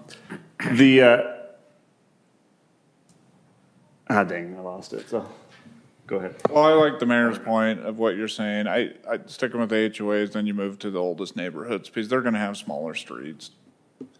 And you're not going to get consensus, but. So we can use GIS and we can probably pull some chronological history, and we can use the chronological history and then start working forward with some analysis. Okay, I remembered my thing. I'm sorry, you reminded me, so it's your fault. So we've talked about like within an HOA, they've got CCNRs that are restricting it. We're going to back them up or whatever. Like within a neighborhood, you know, I think we need to address this now. Are we going to allow an opt-out if somebody comes in from Lake Mountain and says, you know, you're infringing on my constitutional right to use my property the way I want? Are we going to allow them to opt out, or are we like, you know, you sink or swim as a neighborhood? This kind of goes back to that neighborhoods going together thing. Because then you get into this patchwork, and it's going to be impossible for. Right, and this is where this is tricky because, again, let me hypothetically say that, you know, a couple of, you know, young men wearing white shirts and ties are living in someone's basement. If we opt the neighborhood out, they're all out. They can't do that. You know, so that becomes that difficult question of, you know, these property rights. So, I mean, honestly, we're going to probably, some neighborhoods are going to say we want to opt out, even though our CCNRs say we're in, and vice versa. I think, right. I think that's where it's going to be a challenge. And frankly, whatever methodology we choose, I think someone will probably come in and challenge it. So, well, I mean, in that scenario, doesn't there's this HOA's CCNRs already prohibit that? And so we're not changing anything, right? I'm talking about outside of a Outside HOA. of that. Okay. Lake Mountain doesn't have an HOA. I can guarantee there's somebody down there that's going to say, I don't want this on me, even though the roads are narrow and infrastructure is Well, bad. they've been on them the whole time. Or they've been doing it the whole time. No, they've had this restriction the whole time they've lived there. Not in Lake Mountain. Yeah, it's a city code right now. it's more of a pirate code. Yeah. The code today, they can't do it. They've never been able to do it. Right. It's pirate code. It's more of a suggestion. But I'm just trying to wrap my head around the logistics of this. You know, we need to, you know, if we're going to allow people to opt out, then, you know, that's a different thing. You know, because you're talking about a neighborhood being able to come, an HOA can come and opt out. Why can't an individual homeowner come and opt out? I'm trying to make sure that we're being fair with everybody and not creating I people would say that are it needs different. to be a neighborhood because enforcement and tracking home by home is getting into NSA stuff. Let's be honest. Right. I'm being a little bit silly, but it's not. Enforcement's going to have an updated book every other week. Right, we need to be monitoring emails and phone calls. I'm being a little bit silly there, but going home by home, that doesn't. They already do that. You just have to analyze the data. Yeah. So, So you would say that a neighborhood would have to come petition to be removed. Yeah. I want to. If an HOA can get out, I want to allow that same option Who to represents a neighborhood. A A majority of the And residents. if there's an opening, can a neighborhood petition to get in? They can't by state law, unfortunately. Because as you said, October 1st is drop dead, right? to You adopt add it- people up to that date, and after that, you can't add anybody else. It says you have to adopt an ordinance by that date. And then our ordinance actually allows for us to amend the map in the future. Because, again, as we annex more area in, it will create more theoretical area for I that. think it's challenging from a legal perspective to allow it and then later just not allow it. You know what I mean? As far as. And that's fine. I just want want to, I'm not advocating for either option. You know, I'm just saying, if we're going to allow a neighborhood as an HOA to opt out, we have to allow other people that same right. Otherwise, Right. we're not. They do have representation through precinct delegates. I'm just being crazy here, but that's one way you could look at it. So theoretically, Really what they're meant for, but. this is really a legislative decision. It's in your hands to decide. The residents don't make legislative decisions. Of course, they elect you as their representatives, but the legislative discretion is in the council's hands. Right, and I understand that. You're always going to face, people are not going to be happy with your decision. Some people are not going to be happy with your decision no matter what decision you make. Well, and the Believe me, metric I'm that- aware of that, but I want to make sure that we're examining this from the angles that we're going to be hit with. You know, So if we're going with neighborhoods outside of HOAs, if we're going based on age because the infrastructure that doesn't support it, that's, you know, a good enough answer, right? That we're saying we're picking your neighborhood because it's oldest and it wasn't developed to allow for this. Right. And so even if they want to have it, it's kind of like, well, then you need to upgrade the infrastructure to And, allow it. and I'm okay with that. I'm not necessarily arguing the counterpoint to it. I'm just saying we need to talk about it and come up with a decision on that fact rather than just saying like, oh, well, we didn't even contemplate this possibility that somebody might want to not. And how do we handle that? So let's deal with it now. Our ability to analyze each and every neighborhood's infrastructure capacity, I mean, I don't know that we're gonna have an answer for you in 8 days. I think the age of the neighborhood is the stand-in for that. The age is a stand-in. I just thought of something too. If the residents want to change the law, they can. There's a process where they initiate a petition to change the law. So there's another option besides just saying on a neighborhood by neighborhood basis. Okay. Those people can come petition the council or file a petition to change the law at any point. So there's a couple. And that's happened, right, with Prop 6? Yeah, like Prop 6, exactly. And the residents with that one changed a general plan, but they could have just as easily changed Title 19 with that proposition. Yeah. Made it an actual binding, change to a law that's binding instead of advisory like the general plan is. Okay, this is my last comment on this, I think. This is not our doing. The state did this to us, right? Everybody who moved to Saratoga Springs up until October 1st moved here anticipating not having ADUs. We didn't do this. The state did.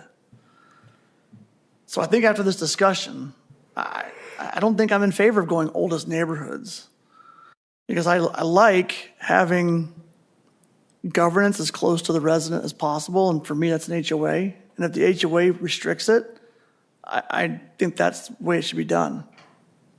I think the city needs to let people govern their own properties unless the resident has agreed and signed on to documents that say they agreed to restrict that. And that's what they did when they moved into an HOA that restricts it. Mm-hmm. So that's where I'm at. But at the same time, if you purchased a home with the intent of the state did it, but the state trumped the HOA too. So do we go back to Chris Porter? We just do none and let the cards land where they fall. The state did it. I mean, that's equitable for everybody across the board. That's the most equitable. That's the most equitable representation, and the state did it. We're fighting over scraps the state kicked off the table. Mm-hmm.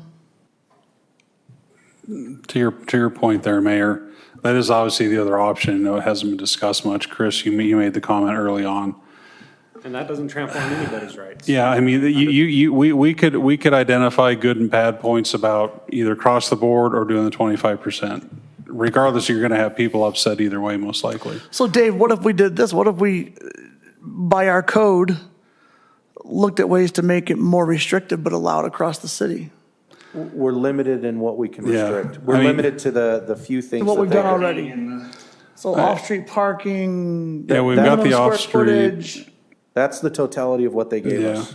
We can't restrict the square footage. Now, I'll just go out on a limb and put on my planner hat, the sage that gives you wisdom from sitting on top of a mountain, you know. We got the joke. Obviously, the easiest thing and the less bureaucratic and how do we decide who gets what would be do it across the board. My experience in the previous city I worked in, we allowed accessory apartments there, and then the council got rid of them for 10 years. Accessory apartments then came back. There was not a rush to build accessory apartments. It just didn't happen. It's very expensive, actually, to build an accessory apartment, you know, up $40,000, $50,000 to build one. So, it's going to be limited there just by the cost as well. Talk about infrastructure. If we do 75% still can allow accessory apartments, we're probably going to have some places that are still going to have old infrastructure. When we do sewer lines, we probably don't increase sewer capacity, for instance, based on if there's going to be accessory apartments permitted in the neighborhood. I mean, the impact probably really would not be there. Engineer would have to speak on that. But, in my house, I've got 5 people in my house. I have 4 cars for 5 people. 2 park out on the street because I tell them, don't park in my driveway because I can't back out. Yeah, so they're parking on the street. So if you had an accessory dwelling, you'd be hosed. Yeah. And I look at, accessory dwellings for the most part, in my experience, are I personally wouldn't want accessory apartment with kids in my house. I don't know what that feeling is.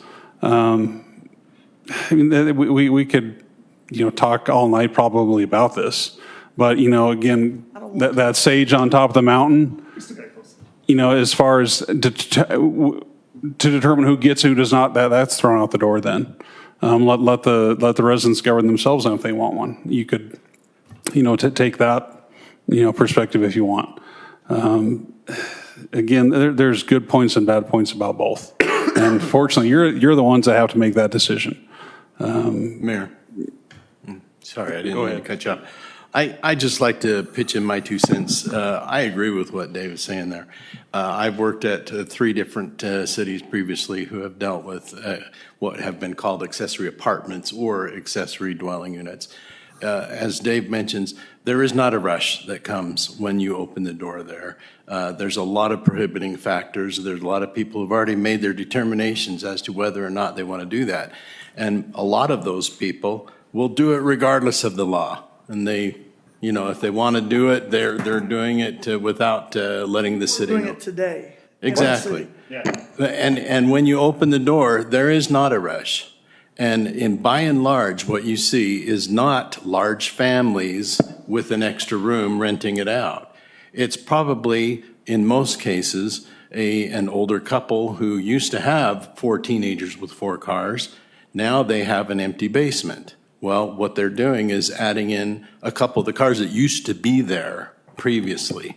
So it really doesn't add to the density or to the use of infrastructure. It's already there. It's been used as such. Now it's just going back to what it had been previously used. So the impact to the city is not what you think it is. And well, I think the equation or the variable that has changed is the price of housing now. More people can't afford Single housing, families, so they're so buying you're and making putting duplexes. 2 complete single families into a single family home. there is some of that. But to qualify for a home, you can't use rental income. As far as I understand, you can't use rental income to qualify for a mortgage.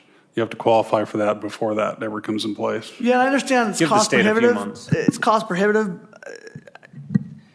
I mean, you rent out a 2,000 square foot basement to a full family, you could probably rent that out for $2,500 in today's market. It doesn't take a whole lot of months of that rent to make up your investment. That's right. Any of the metrics that we propose to use to try to make this equitable are not going to achieve that goal. It's the easiest and cleanest way to do it is just allow it across the board. Councilman Porter may be right.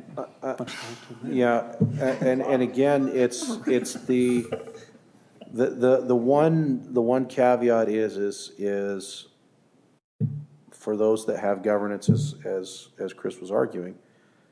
I mean, it's a tough issue, and you're right. You could go, hey, we're just going to let free market dictate and not carve out any HOAs. You can carve out HOAs and let the free market govern everywhere else. I mean, it's a tricky animal as to how you want us to move forward with this. One reason I specifically bought in my neighborhood 17 years ago was because it was not allowed.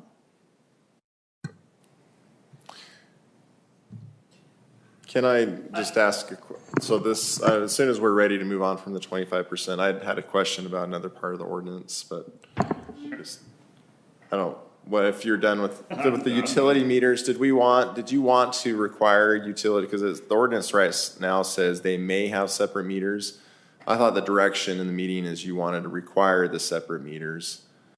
So that's the clarification on the ordinance. I don't want it required. We don't want to require it because then they would be separate sewer connections. So they'd have to be cutting into the curb and the street. And Sewer to detached sewer would be very difficult. And again, these are internal. These are all units that are inside the housing structure.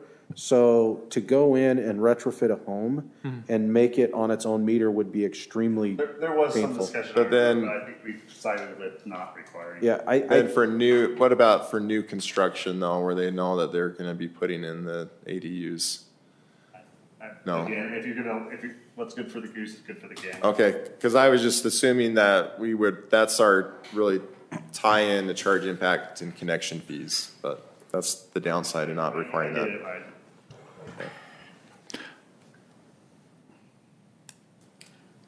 To that point, aside from the 25%, is there anything in the body of the text, any of the requirements that, Yes, again, I a have lot of some. these were tied by state law, but any issues on or questions on the requirements? So I have a couple that are highlighted. I'll go through them quick. 1920-03, it says, talks about how they can be absent for 3 years, up to 3 years, for sabbatical, military, et cetera, et cetera. To me, that makes sense, but can we put something in there where, okay, they're gone and working on a job assignment, so they can't rent out both sections of the home. They can continue to have one section of the home rented, but not both. What number are you referring to? Up on the screen here, I can increase this. See that? 1920-03, section 2. Yeah. Kevin, can we put that in there? If we've approved 2 at one time, can we legally tell them they can't rent one if they're gone for the 3 years? Yeah, and we're talking about the owner-occupied portion of the statute. So I'm looking that up right now. So let me see if I can find it. You can get a temporary job assignment outside the city, and then it's no longer owner-occupied. Come back for a month. Let me look at that. I know I did address that, so let me find that answer. I don't know that this matters because it'll come down to how we enforce it. Rent out the top. I appreciate that military service is called out, but understand that if somebody is deployed, there are federal laws that prohibit us from taking any action against them for something like this. So just be aware. Yeah. Question to Kevin there, or comment to Kevin. I'm glad that we're acknowledging that may come up, but if somebody's deployed multiple times over for longer than 3 years and they exceed this 3-year limitation, there's not going to be anything we can do about it anyways.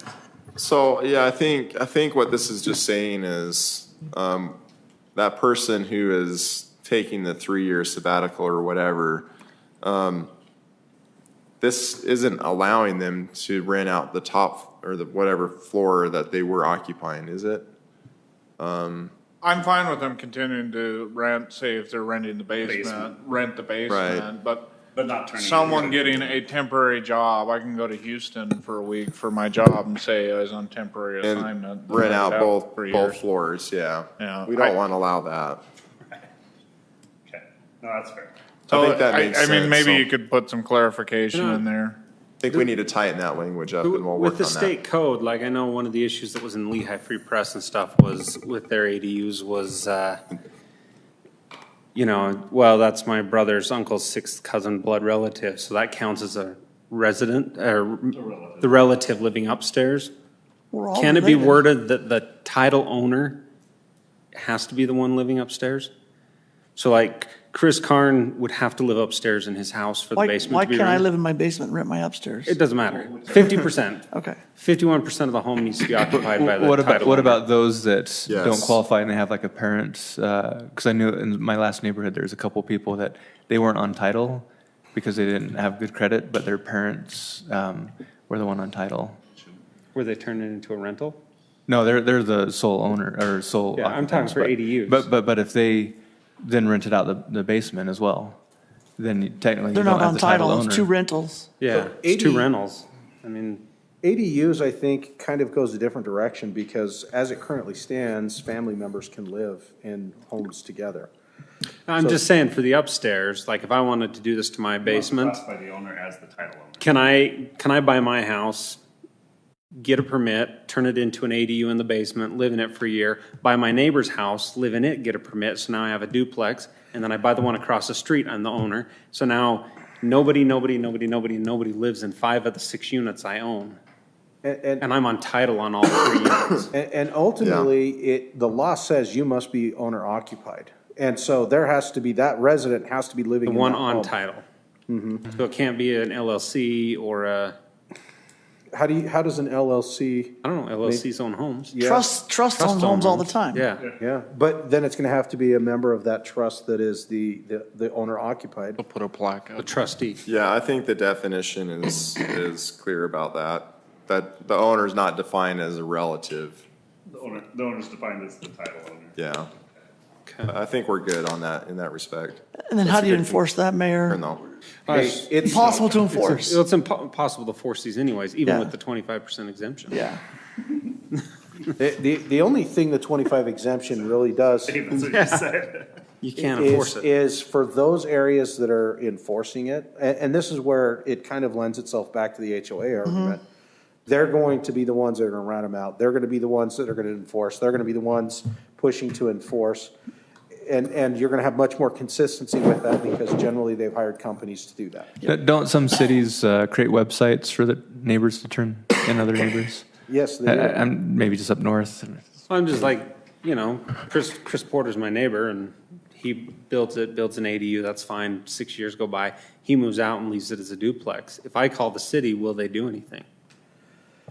I'm not an HOA, I'm just a neighbor saying, hey, it's in violation. Again, if it's not supposed to be, like if it's not in that neighborhood, then yes, we could do code enforcement on it because it's not owner occupied. So again, it's tricky. And, in past cities of mine, we've actually, tried to have the owner occupied enforcement stuff, and it's tricky. Well, it's like going to be ADUs. that new Achilles heel of we're always fighting something. I mean, it's the perpetual weeds, it's whatever. So yeah, it's gonna go bad either way, and it's just a question of, how do we want to do that? Can I go on? Minimum lot size, the next section down where it says 6,000, should that be 6,001? Yes. Yes. I know it's dumb, but it's not.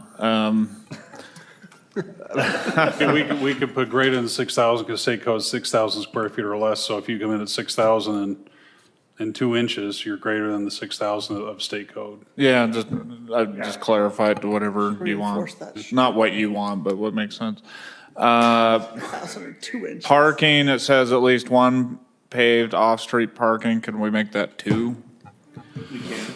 We cannot? Is that? State required. Is it We this? could ask for one. Let's make sure. Yeah, that's correct. It For says sure. one parking. But You we can do require have it one. behind the front setback line. We can do that. Is that in there? Did I miss that? Get Andy 2 new officers.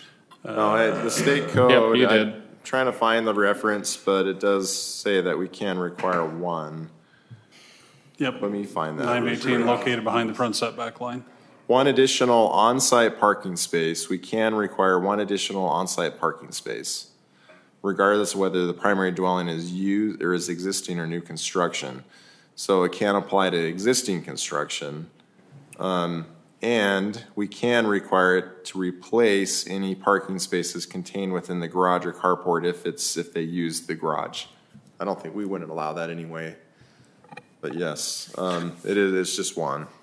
And state code gives it allows us to determine where we put that on the property. So if we have a standard side setback of 8 feet and that happens to be on the garage side, and they've got to put the parking behind the front setback line, you can't put a parking stall there because it's not 9 feet by 18.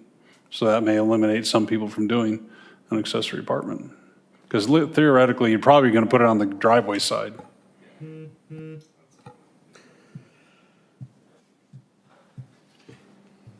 Okay, not for short-term rental. It talks about not less than 30 days. Is that just to allow for month-by-month rentals? That is correct. Okay, that's pretty standard. And then we talk about registration, $50. The reality, we waive basement fees. We would like people to be compliant and actually come in. Should it be? Do you know what our neighboring cities charge for this? I have no idea. I believe Lehigh's is quite expensive to register an ADU. For that ADU permit. Mm-hmm. Internal or? So if we could, I wouldn't set the fee in this schedule. I'd say to be determined in a fee schedule, and then we could just So it can be update the fee adjusted schedule so Yeah. that it's always updated by the fee schedule, Yes. and you're not having to go back and amend individual sections of the ordinance. Back to your point, do we even have a fee at all? Yeah, well, and I like putting in the fee schedule, and if we don't include the fee schedule, there's no fee. Okay. But the reason is, I think like basements, we want people to come in and be compliant, so we waive the fee. Well, we're gonna need to hire another I would code prefer enforcement that officer. if people are gonna do ADUs, that they come in and we can tell them, nay, if you have a 5,000 square foot, no separate entrance, no parking, et cetera. You don't need a separate entrance, do you? No, Yes. you don't. Yeah, it said in By- here. Per state code, you don't, you can require that. We can require. We separate can entrance, require. and we But are. it's in here, right? Okay. We require separate entrance and require that it still has to maintain the look of a single-family dwelling. So this, That's not to say you can't have two doors on the front of a house. The house I grew up in had a front door, but had the garage, was a side entry garage. The garage is bumped out, but then there's a side entry kind of man door into the garage. It still looked like a single-family home, though. But if Well, you, to each their own if they want to live in something like that, I guess, but, but if somebody comes in with a single-family home, two doors side by side, looks like a duplex, we can say no. let's just clarify, the second door can't be a really large one that rolls up. I'd like to research that as far as the second, I know the council requested that, but I don't see where the bill addresses that. So Well, which If one? it doesn't, then let's own it. Number 7 you're talking about? Yeah, guess the look into separate that and see entrance, if what's because allowed.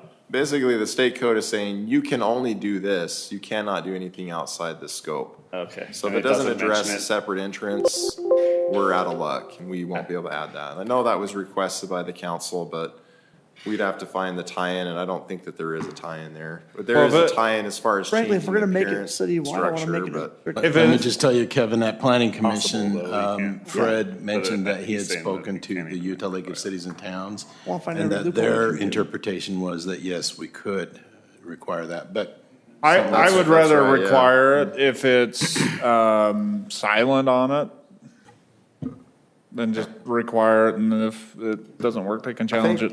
I think what we the way we interpreted that, it was through the building code. So, yeah. Sounds good. So the other one, this is 14, failure to complete registration. It says 2 years until they get a fine. That seems like an awful long time. I would say 12 months, and it says in line with a $500 fee. I would rather it be much larger than that. A percentage of what they get. Again, do you want to set that Or in the defer that to the fee schedule. Sorry, I heard like 4 people talking at once. Just defer that to the fee schedule. Fee schedule, yes. Whatever's in the fee schedule, I don't think 500 is significant enough. Okay. But, the rest is fine. And that's it. Sorry, Mayor, I talked a lot. Okay. So are there more comments on the code? If not, I would like to circle back and ask a question. Okay. Oh, Circle back. got a can of And gas I'm over really there. sorry to do this, but I kind of want to use staff time as efficient as possible. Where are y'all landing on, is it citywide and age, or is it HOA? Because we have time to do it right once, and I don't want to spend the next 2 weeks analyzing something that is not going to get approved. And at the same time, I don't want to, there's just no clarity, so. My kind of vote would be HOA because they already have those restrictions and people moving into that would have that understanding more so than a neighborhood that doesn't. That's my direction. I'll say HOA, but if it's not an approved plat, doesn't get included, which is. Yeah, there's your 2. I'm with Steven. There's your 3. It's not a perfect solution. It's but not. At least. No. And a horrible solution. I'll look at that and then, because the citywide option is we don't exempt anything and we just adopt this code. And I'm 50-50 right now. Right. And so, but you guys don't have to put any work in on that. Okay, Right? so And I just want to make sure that whatever numbers we're bringing back is exactly what you're right. looking for. So it's either HOA or it's I came citywide. in very maximized to 25%, but the property rights and Chris's argument, I probably am leaning more to have the code written well and don't exempt any of it. If people don't like it, their state legislators are up for re-election Every 2 years. every 2 years. That's the problem, yep. that's the point too. Again, I'm seeing 3. Are you still on the fence with that, or do you not want to? No, I'd like to see the HOA option. I may very well in 2 weeks support citywide after I see this. Excellent. We have our marching orders. I'm sorry. I get so much confidence in what you guys are Sorry, going to that's the answer, but I came in wanting to restrict it 25% citywide the same way, but I don't see how we could. I'm showing how to do this fairly. I don't see how I could represent everybody in the city equally and fairly. That's right. Without just having the code well-written and the whole city under the state code. Would it be of any benefit? I could poll various planners and cities, say, well, is your city done the citywide, or they done the 25%? And we don't have time to worry about that. We got time to either do the analysis right or not. Yeah. So that's kind of where we're at. So, I mean, I'm not going to speak for Councilman McComber. I think I know where he's at. Yeah. I'd like to see what this looks like in 2 weeks. so we will do the HOA, CCNR's evaluations. We'll scrap through that. We'll come up with some percentages, and we'll try our very best to try and extrapolate what facts we can out of that. And when I say we, I mean Dave and Ken. It's a pretty nasty sandwich. Vacation next week? I will say, I do agree with staff. I don't think you're going to see this mass influx of people. But no matter what we do, you can't legislate stupid away. And there's just going to be stupid people that do stupid things. You're right. In the neighborhoods that restrict it today, people move there for a reason, and you're not going to see people start out all of a sudden doing it. Yeah. Well, there's going to be stupid people. That's every single family neighborhood. Yeah. They move there for a reason. They're not going to run out to do it. And to clarify for the record, if you have an ADU, I'm not saying that's a stupid decision. Some people will have ADUs irresponsibly. Just if anyone's watching, if you have an ADU, I'm not saying that's stupid. That's not what I meant. So question for HOAs, can they, like if we just adopted this citywide and didn't have, any other restrictions other than this code, can HOAs still add more stringent requirements on top of that? No. So they can't add an extra HOA fee for the extra unit? Nope. They're limited by the state. Almost seems unfair to the HOAs. Can I make a motion, Mayor? Yes. I move we continue this until our next meeting. Okay, I have a first from Councilman Karn.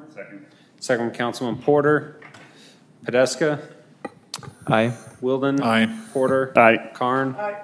Motion passes unanimously. We have need for a closed session. And we'll take a short recess and then go into closed session. Oh, yes, motion to go into closed session. So made. Okay, I have a first from Wilden, second from Karn. All in favor? Aye. Aye. Motion passes.